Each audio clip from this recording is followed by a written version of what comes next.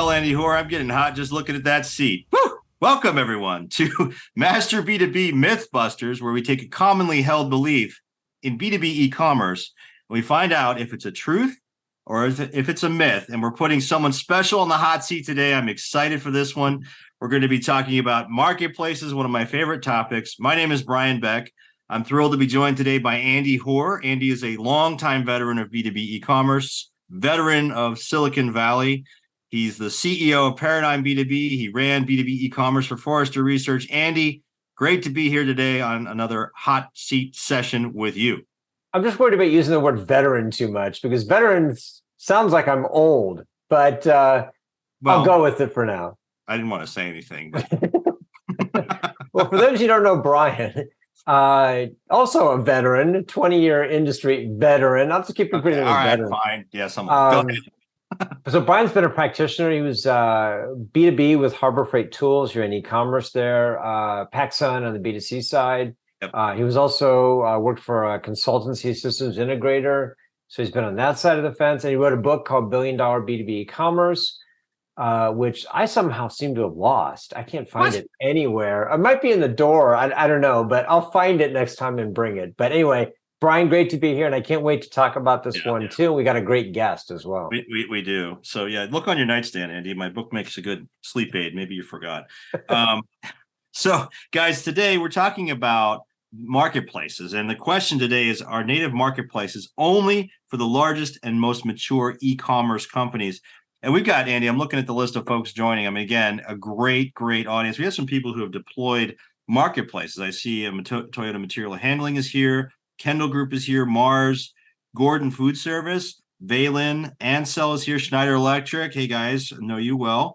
Grasshopper, Trent, good to see you. Ergodyne is here, Sager Electronics. Dave, hey, how are you?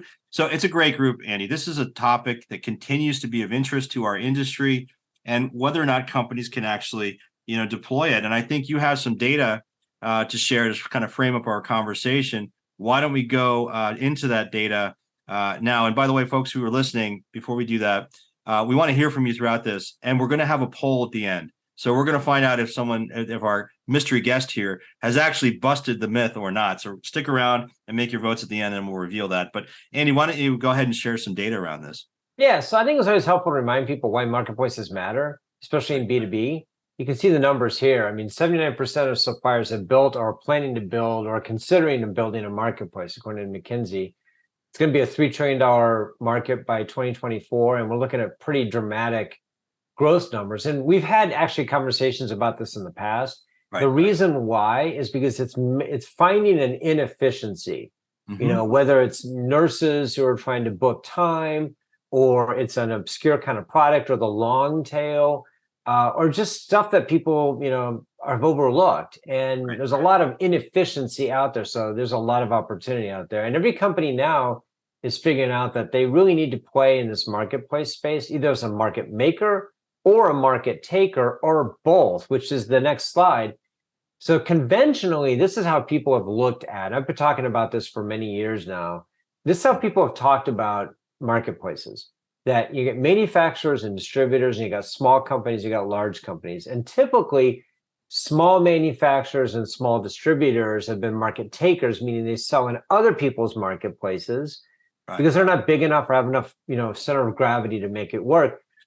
And in contrast, the large manufacturers in particular, and to some extent the large distributors, can also be marketplaces, meaning third-party sellers, usually those small guys, are selling in their marketplaces.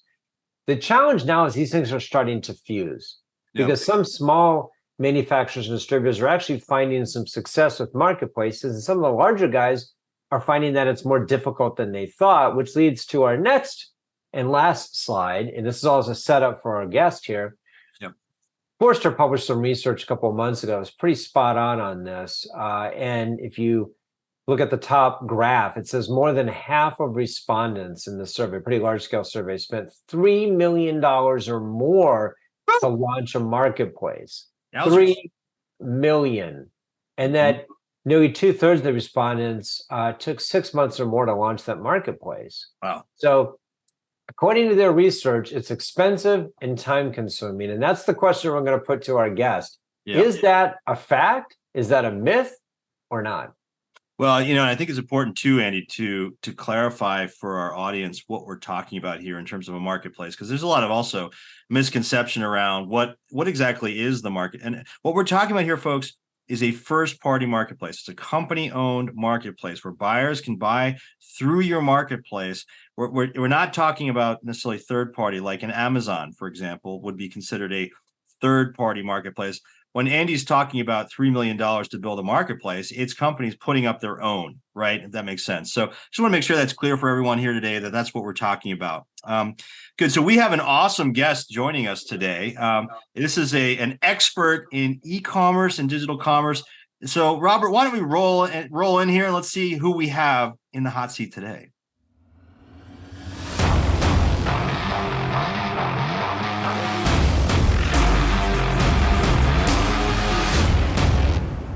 Man, that looks painful. All right. So in our hot seat today, we have a very experienced person. Come on the stage here, Ms. Karie Daudt. I hope you brought your neoprene suit, because that's a hot fire. So Karie Daudt is the Director of Product Management for Global E-commerce for HCL. She has a long history in this industry. I've known Karie for years. She's formerly with Proficient. Earlier, she was with Insight as the head of marketing. She was at Turk. Did I say that right, Karie? Did I say it right? Yep. Turk on the practitioner side, 6 years leading marketing, digital, and other efforts for them. So, Karie, you said you wanted to be on the hot seat. Here we are. Tell the audience a little bit about who you are. Hi, it's great to be here. I'm ready. I've got my neoprene suit on. Okay. My name is Karie Daudt. I've spent a lot of time in the industry in manufacturing and distribution in a lot of different roles. So I've kind of done it all. I don't want to use the word veteran because that just really scares me, but I'm ready. I have lots of opinions about marketplaces, so let's roll. Well, I think you're going to argue that these can be deployed by anybody. I don't think we believe you. Andy and I don't believe any of this hype, do we, Andy? What do you got? What's your first question there, Mr. Horf? Why don't you start our salvos?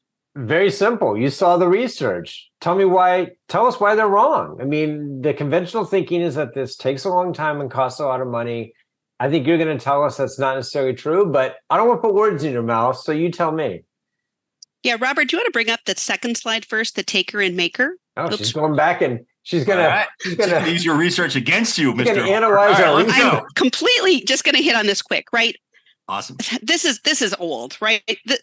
I don't believe I have seen some very small organizations that are more makers than some of the large organizations. So I don't believe this slide at all, right? I think taker and maker is about maturity and it's about investment and commitment. So I don't think the size of the organization means squat. Wow. Andy, she just called your research irrelevant and outdated. Thank you, Karie. I love that. Usually you're the person who does that. So this is new. Now I'm fighting two angles. I have a two-front war here. Karie's on my side. You can join my team anytime, Karie. Excellent.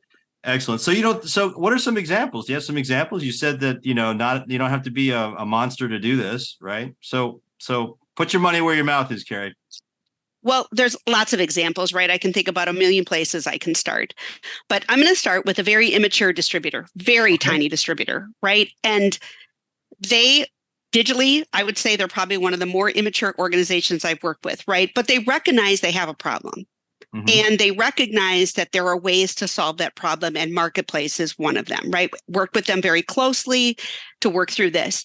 And so they had a unique situation where they were part of a large organization, and the companies could buy from anybody they wanted, right? They didn't have to buy from them as their distributor, even though they were part of their ecosystem, because they were owned by an investment company.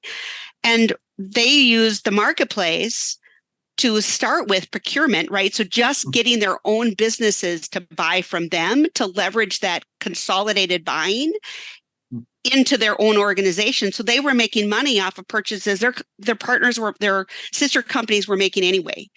And then on top of that, then take that and expand that into now let's also be a public B2B marketplace. So now we're not only just selling to procurement, but we're also selling products and extended aisle products to the market. It makes them more competitive. It makes them more of a one-stop shop, and it gives them the opportunity to drive share, right? Where that they would not have an opportunity to do any other way. But Karie Daudt, how does it give them opportunities to buy? Can't they do that with their conventional e-commerce? Why do they need a marketplace to do that? Nope, because they need the ability to bring in those third-party products. They need the ability to build those partnerships with other vendors to be able to get the pricing negotiated. And e-commerce does not support the ability for those sellers to come in and manage their products, manage their pricing. And e-commerce and marketplace solves for that, right? It really gives them that buyer-seller relationship. E-commerce solves for you're selling your own products. It is not intended to bring other third parties in to extend your aisle or to sell more products. And they spend $3 million? How much money? No, not even close. Let's bring that slide up, Robert. Yeah, I need Andy, I'm coming after you today, Andy. This is Forrester's I love research. But you brought the slide up. So the reality is, I don't know where people are getting these numbers, right?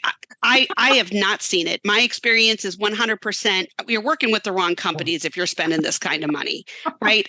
I don't know where it's happening. So I'm going to say number one, there's no way people are spending time. I've seen marketplaces be up in as short as 3 to 6 months.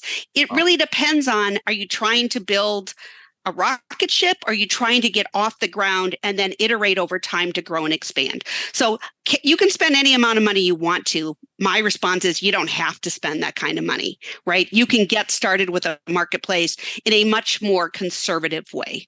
Okay, so is this a reflection of where the technology has been and has it matured? I mean, tell us more about that. So obviously, I mean, Forrester doesn't make numbers up. They survey 120 people who've done this, or companies or whatever, right, Andy? So 3 million or more. I mean, obviously some spent less, right? 32% spent less, fine. But the majority are spending more. So what do you think that's due to? I mean, okay, wrong tech. Has tech evolved? And what's going on? I'm going to say they're picking the wrong tech. Okay. And they're, I hate to say this, maybe picking the wrong partners to work with for implementation as well, right? So it's a combination of those things. So it's really important that you pick the tech that's going to support what you're trying to do. Don't overbuy. It's no different than e-commerce, right? You don't have to overbuy. Buy what makes sense for your business, grow and iterate over time. And then the other thing is, pick your partners, pick partners who know what they're doing, who are experienced, who have the knowledge, and are going to be there to partner and support you. So how much should I spend? I'm a $30 million distributor. How much should I spend? Give me a number. That's hard. I know. That's why I'm asking. I'm saying, you could get started for $600,000, $700,000, $100,000, not $600. Yeah. Okay. Got it. Good. Thank you for the specificity. Now, what about the, the complex? So marketplace, as we all know, is so complex, right? And Andy, I'm going to take this because you're losing the battle here with all your research. I got a great question here in a second. So all right, hold on, wait a second. Okay, so Karie, this is not easy. Amazon took 30 years to get scale on and they didn't even introduce a marketplace until they were 10 years into their existence. They were a retailer essentially. So this is hard, right? It's not just the tech, it's also the fulfillment. You got to manage sellers, you got to recruit big buyers, you have to manage the customer experience on the other side when you're not even shipping the product. I mean, a marketplace, think about Amazon, what Amazon is as a penultimate example of an open marketplace. You really think a small company can take on everything else, like all the seller management, seller recruitment? This is a big effort, right? There's a lot of different ways to look at that, right? There's multiple ways to skin any cat. Sorry, I used that analogy. It's okay. I really think about it as, there are companies that will operate for you, right? And I've seen a lot of these smaller marketplace operators start with, hey, let's work with a partner or somebody who's going to help run the operations, right? They're set up to do that. They know how to attract vendors. They know how to manage sellers. That's one way. The other way is, you invest in the people that you need, but a lot of these organizations have finance in their organization. They have operations in their organization. So maybe rather than thinking about it as you have to have everybody in that single ecosystem, you can leverage other or parts of your organization to support this as well. And then again, you grow and iterate over time. So I think that, you can take the path of, I'm going to start with somebody helping me operate. I'm going to help and I'm going to learn from them, right? I've seen them marketplace companies hire one person to run it. They work with that partner and then they learn and they grow their team. And over time, they take that over, right? Because nobody wants to necessarily pay somebody to operate forever. But it's a really great way to get started and to get your business growing and learn while you're working with somebody who's experienced, and then take it over as you can. Yeah. So let's bring in a data point here, because Samir Shahadi actually just commented. Samir was at 3M. He's been at some pretty large organizations in the past. He said, in previous roles, I've spent 1/3 of the $3 million, so $1 million for 2 countries, and each took around 6 months. And he said roughly $500 for tech launch, put aside 20% for marketing commercial activities. So we can take them separately here. There's the cost and there's the time frame. Let's take them separately. What do you say to what Samir just said there about the cost? He said that's a better number than 3 million, but that was to launch in just 2 countries. So when you say it's not going to cost $3 million, I'm going to play devil's advocate here and say, for what? Well, I look at launch in countries, right? Number one, when I think about launching in another country, it's like launching again, even if you're extending what you have, because you have to deal with language, you have to deal with currency, you have to deal with a lot of other things. So in my mind, that's $500,000 for each site to implement, right? That's not out of line. So I don't think that that's a bad number at all. And it really proves what I said, $600,000, right? $500,000. And he did it in 6 months, right? So again, completely goes against the data we saw from Forrester on the other slide. So let's start time frame then. Well, go ahead, Brian.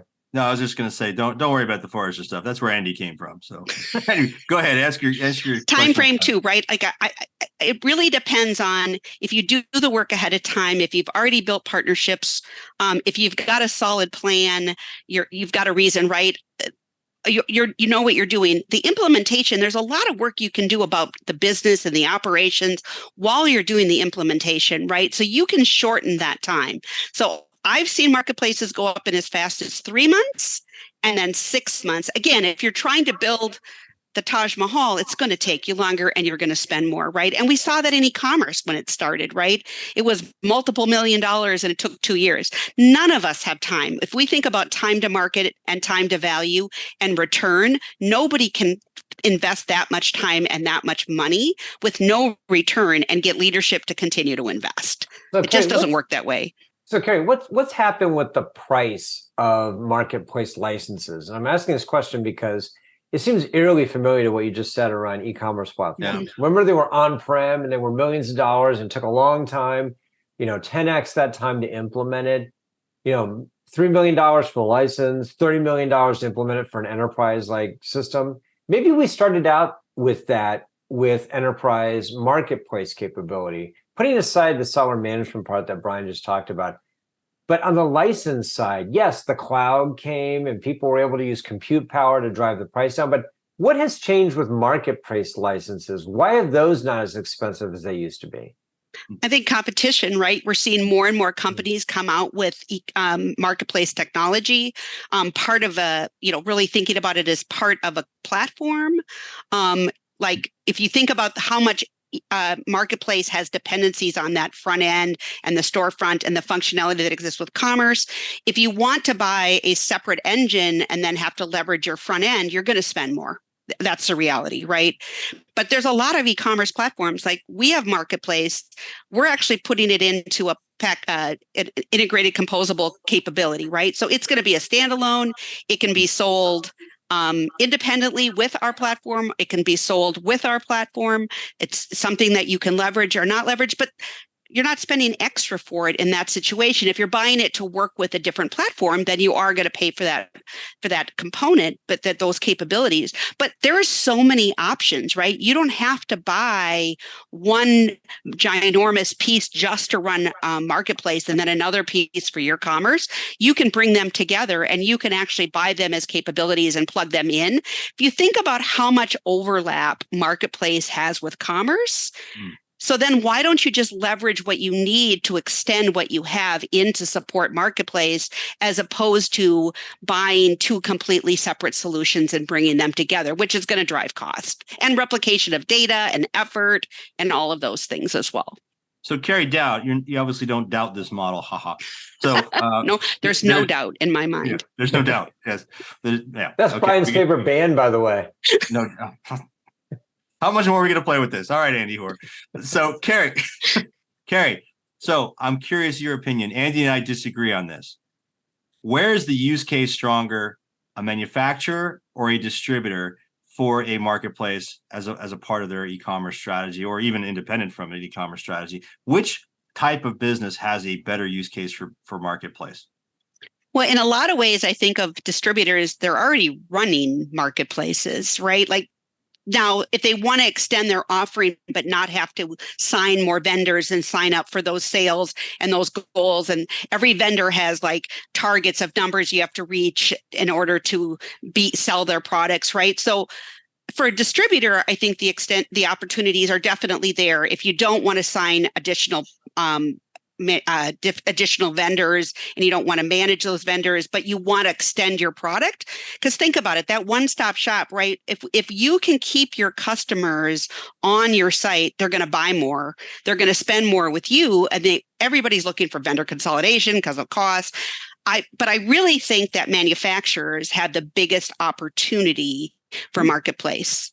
And the reason I think that is because they're Brian, go sit down. Let me finish. Before you start shaking your head, no, man, let me go. Thanks, Andy. So I think about, like, I have seen so many manufacturers who are digitally mature, but yet don't know how to run a marketplace, right? Let me give you an example, right? I have a large automotive manufacturer, and they're digitally mature in some ways, but not when it comes to really like e-commerce. That's not the way they've sold historically. It's a big shift for them, but they can't sell direct, right? Like they can't. They have contractual obligations with all of their dealers that started from when they began. They don't have a way to really extend that aisle without supporting their distributors. So they're using a marketplace to extend their product offerings, bring in wireless, bring in Navstar and other tools, right? But then they're letting their distribution, their dealers, be the fulfillment arm. Yeah. So they're able to extend, they're able to sell more, and they're letting their dealers be the distribution model. And so it's a win-win for them, right? And it's going to enable them to continue to grow. Just wait a minute, Brian. It's going to enable them to continue to grow and expand their business and support their dealers, which they're obligated to do by contracts. Brian, I think, in light of what we just heard, I think Karie may have earned her spot as a permanent panelist. She may have, actually. I mean, in the Mythbusters series. I will say, okay, so that's exactly where we disagree, by the way. Well, what you just said, because the argument you just made leaves out the customer. Why is the customer going to the manufacturer? I don't care about the distributor right now. Trust. It's trust, man. Okay. Is there? Okay, fine. Maybe. All right. So I'll give you that. All right. So, okay. So I know we only have a couple minutes left, guys. So I want to ask one more, and then Andy, you get one more. So my question is really about, so you were talking, okay, let's talk about a smaller distributor, for example, for a moment. My $30 million distributor example. You said, $500,000, $600,000, $700,000 to whatever it is to launch in a marketplace. Okay. In the realm of possibility and budgeting, yes. Right. But it's a big investment for a company that size. Where is the return, Karie Daudt? What's driving benefit? If I'm going to invest that much, I got other things I can invest in. That's a new, that's an entirely new website. It's new channels. It's other things I can invest in. Why do this? Why do a marketplace? Well, I think the return is, again, if you're a small distributor and you're selling your limited products, you're competing with all of these companies who can sell more, right? And so for a marketplace, as a small operator, not having to manage more vendors, not have to sign more vendors, but be able to extend your product offering to meet the needs of your customer solves that problem, right? There's where your return is. You're keeping them on your site longer. You're able to, cross-sell, upsell. You're able to use AI, right, to make recommendations based off of the data that you're getting from B2B.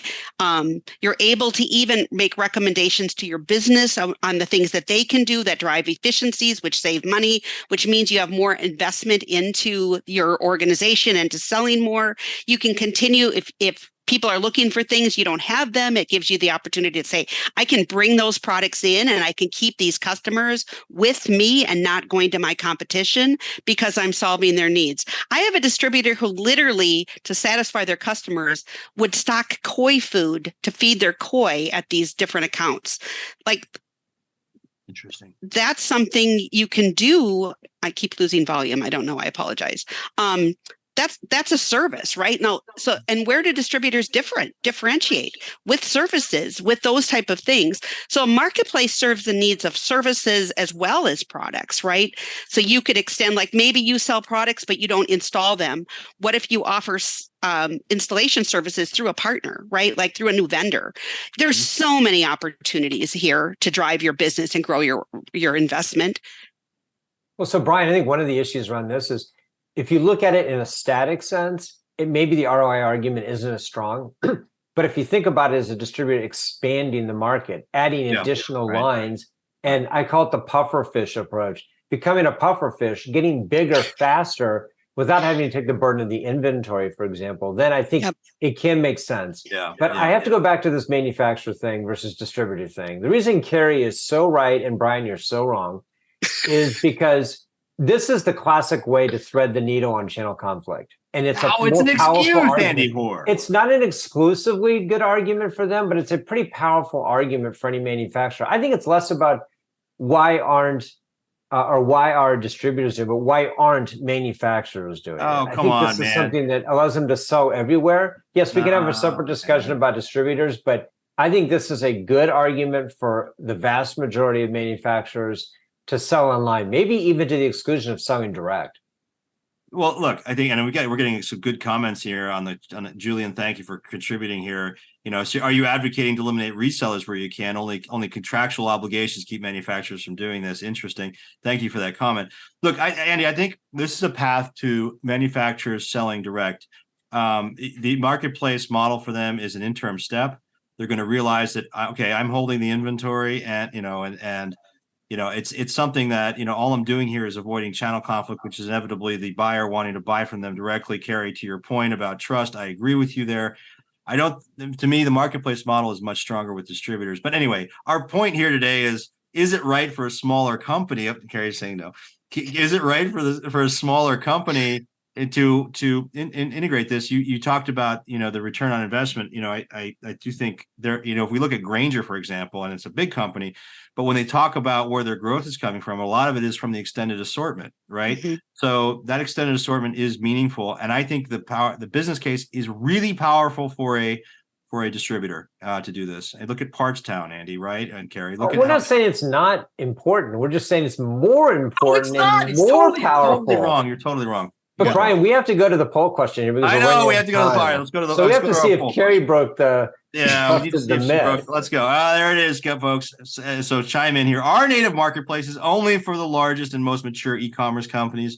Remember, folks, native marketplaces are first party. They're you deploying a marketplace for your company, manufacturer, distributor. Place your votes. We'll review the answers in just a second. Any final comments, Karie, from you, Ms. Daudt, who does not doubt that it's good for small companies? Any final words of wisdom for our audience? I think it's for everybody, right? I honestly think marketplace is an opportunity for everybody. Okay, excellent. Okay. And Andy, you think, well, I don't know what you think about that. Well, I think it depends. I think conventionally it's been for the largest and most mature, but I think we live in a world that's a lot more dynamic now, and it can make a lot of sense for a company that wants to get bigger sort of quickly.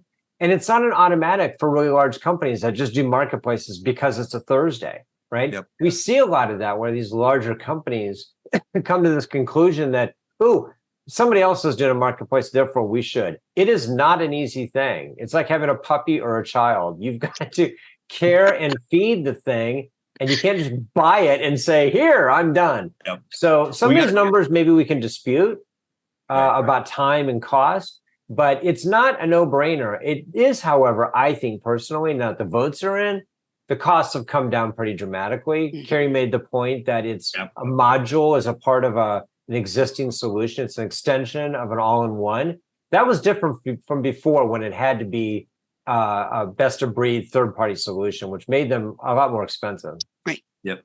Yeah, we got a comment in here as we're compiling those poll results, folks. Stay tuned for that in just a moment. But I got a comment from an anonymous attendee here. Marketplace allows for one-stop shop across many sellers from a product perspective. So to our point about extended assortment.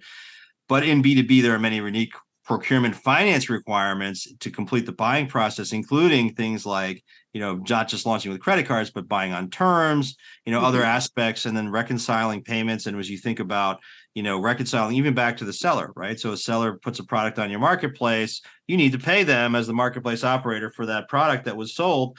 There's all kinds of operational considerations here too, to go beyond just the technology, right? And so I think our listeners need to wait. And any final words on that, Karie, before we go to our poll results? It's true. I mentioned that, right? You already have a lot of these skills within your organization. B2B, you have contracts, you have obligations, you have GOs. There are so many conditions, right?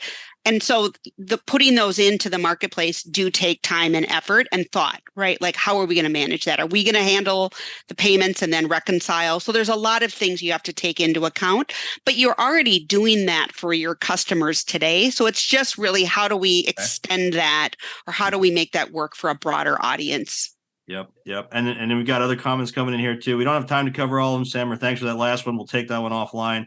Let's go ahead and go and cover off on our wrap up on our poll results. Robert, if we're ready, go ahead and pop that.